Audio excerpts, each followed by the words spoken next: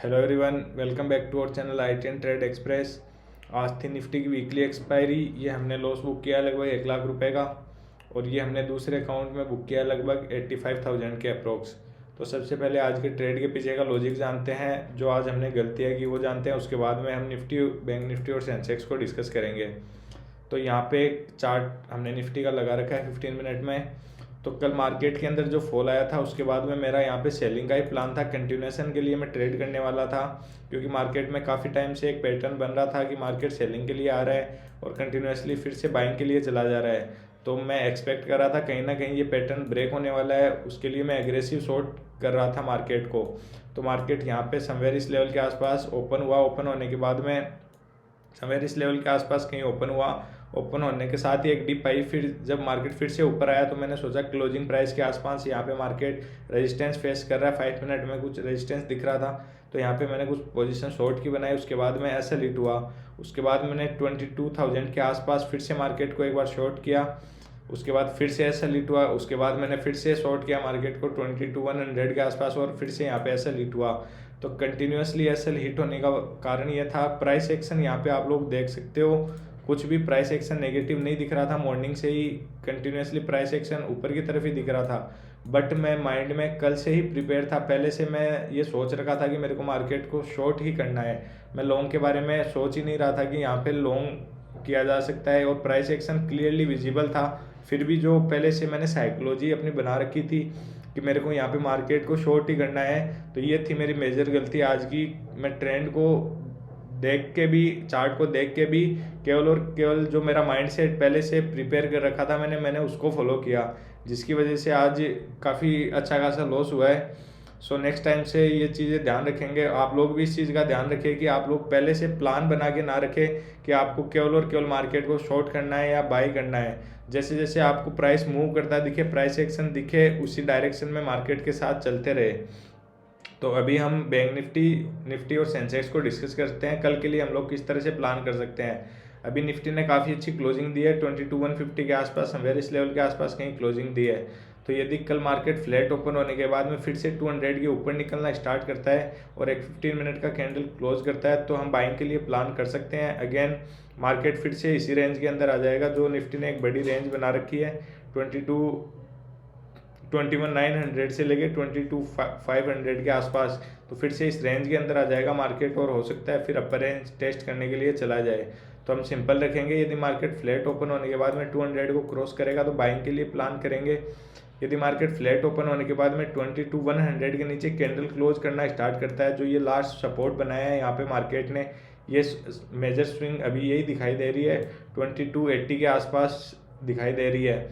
तो यदि मार्केट इस लेवल के आसपास आता है, कुछ देर वेट करने के बाद में यदि ब्रेकडाउन देता है, तो उस केस के अंदर हम लोग सेलिंग के लिए प्लान कर सकते हैं।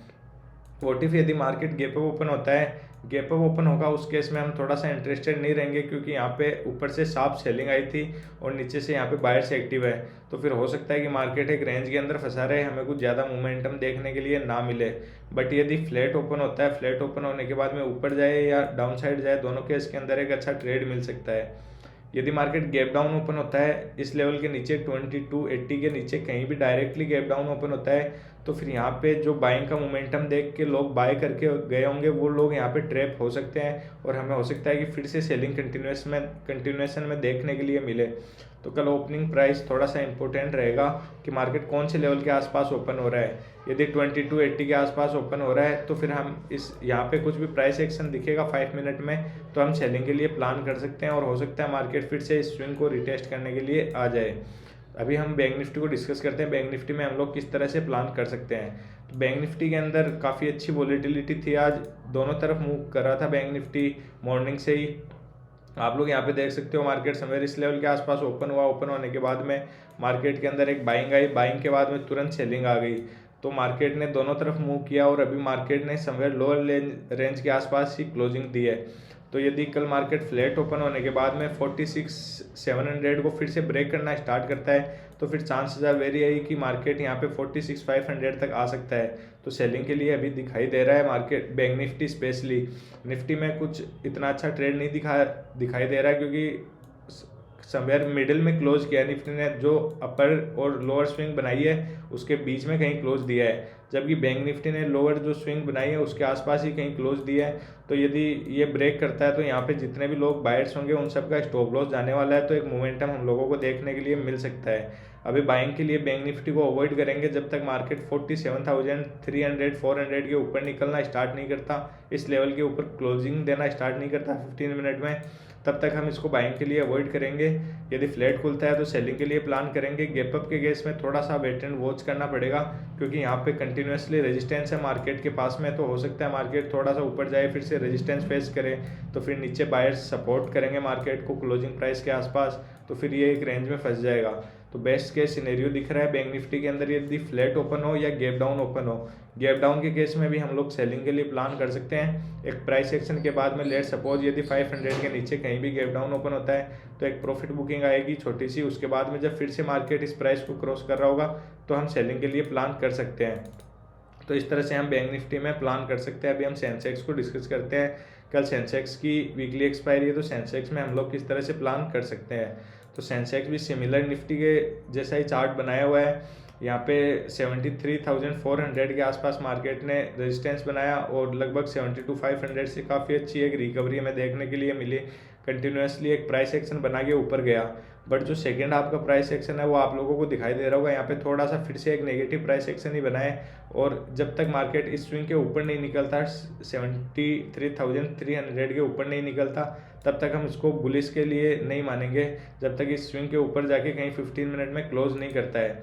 तो यहाँ पे भी यदि मार्केट फ्लैट ओपन होने के बाद में फिर से 72,900 के नीचे निकलना स्टार्ट करता है इस लेवल के नीचे, तो फिर हो सकता है मार्केट एक बार फिर से 72,750 के आसपास हमें आता हुआ दिखाई दे सकता है। बट यदि मार्केट गैप अप ओपन होगा, गैप अप ओपन होने के केस में फिर से यहाँ पे जहाँ से फिर से एक बार सेलिंग आई है तो हो सकता है मार्केट फिर से इस लेवल से रेजिस्टेंस फेस करे।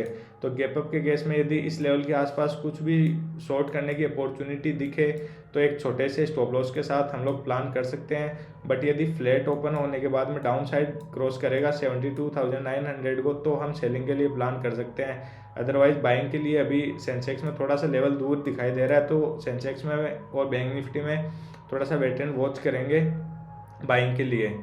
तो इस तरह से हम लोग कल के लिए प्लान कर सकते हैं। Thank you.